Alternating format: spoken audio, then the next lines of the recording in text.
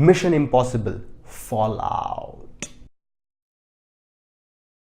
56 साल के एक एक्टर जो अपने स्टंट्स खुद करते हैं, और वो भी ऐसे वैसे नहीं, कार चेज से लेके हेलीकॉप्टर चेज तक, दुनिया के सबसे ऊंची इमारत पर चढ़ने से लेकर टेक ऑफ करते हुए एरोप्लेन से लटकने तक। और उनके साथ है दुनिया के एकमात्र एक्टर जिनकी मूंछ ने तहलका मचा दिया। हेनरी कैविल की मूंछ की बात करें तो बात यहां से यहां तक जाती है। ये सिर्फ पब्लिसिटी स्टंट था या कोई जेन्युइन बात थी, इसके बारे में हम लोग चर्चा नहीं करेंगे। अगर आप जानना चाहते हैं कि मिशन इम्पॉसिबल सीरीज की छठी फिल्म में टॉम क्रूज की डेथ डिफाइंग स्टंट्स और हेनरी कैविल की मस्तानी मूंछ, इन दो चीजों के अलावा क्या है, तो गौर फरमाइए।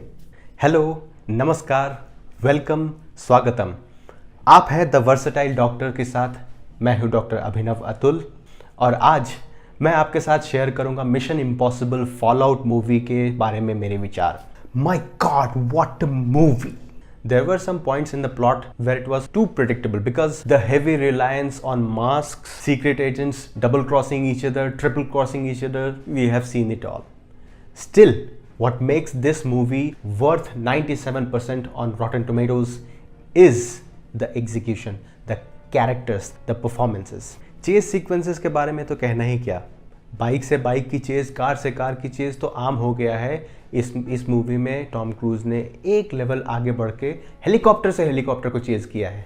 मिशन इम्पॉसिबल मूवीज में एक के बाद एक कैरेक्टर्स चेंज होते रहते हैं। टॉम क्रूज के साथ जो कोर टीम है वो भी चेंज होती रहती है। फ्रेंचाइज में ये पहली बार है जब पिछली मूवी का इमीडिएट सीक्वल बनाया गया है। प्लॉट वाइज देखें तो इस मूवी का प्लॉट अपने आप में सेल्फ कंटेन्ड है और फुलफिलिंग है। हालांकि इससे पहले वाली मूवी यानी रोग नेशन के कैरेक्टर्स, चाहे वो सोलोमन लेन हो या इल्सा फाउस्ट हो, उन लोगों को रिप्राइज किया गया है। लेकिन रोग नेशन को देखना और समझना मिशन इम्पॉसिबल फॉलआउट को समझने के लिए बहुत जरूरी नहीं है। एक बात जरूर है, मिशन इम्पॉसिबल रोग नेशन में सोलोमन लेन का जो विलनस कैरेक्टर था उसकी बात ही कुछ और थी। सोलोमन लेन एक क्लेवर और इंटेलिजेंट विलन था जो कि आमतौर पे इन मूवीज के विलन से बहुत अलग है। हालांकि इस मूवी में सोलोमन लेन को एक साइड कैरेक्टर का रूप दिया गया है और जो मेन विलन है, he is just a brute. Still the story is filled with enough plot twists, double crosses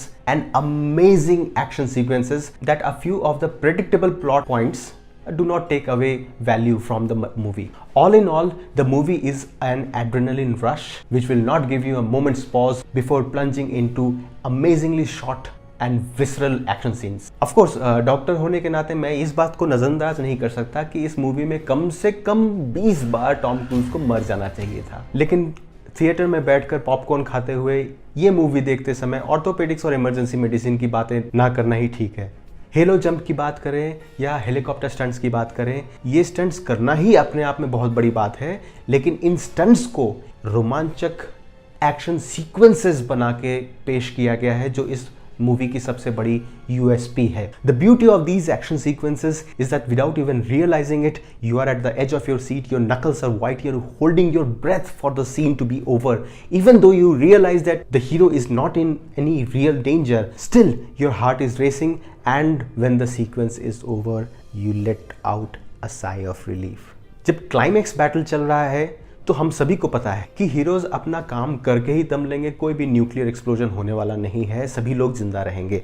लेकिन एक एक सेकंड को इस तरह से एक्शन सीक्वेंसेस और टचिंग मोमेंट से भरा गया है कि क्लाइमैक्स का सीक्वेंस खत्म होने पर एक्टर्स के साथ साथ आपको भी राहत मिलती है।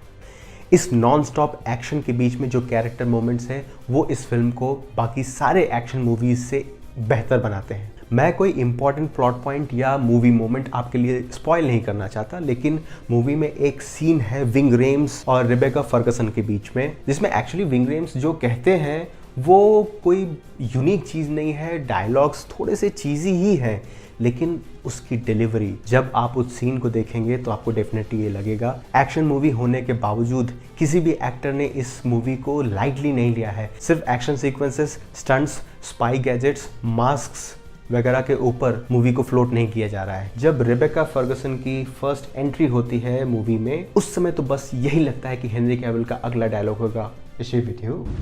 She with you? I thought she was with you.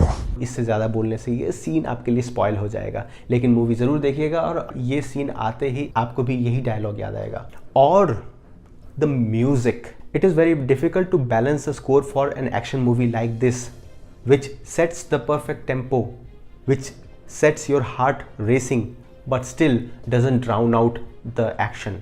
Mission impossible के एक सिंगल फ्रेंचाइज में कई डायरेक्टर्स रहे हैं, कई म्यूजिक डायरेक्टर्स भी रहे हैं, और यही खास बात है कि हर एक मूवी एकदम अलग लगती है। स्टोरी वाइज लगभग समान होते हुए भी एग्जीक्यूशन वाइज और एक्शन वाइज एकदम फ्रेश और अनबीटेबल लगती है। Mission impossible fallout is easily this summers biggest and best action movie.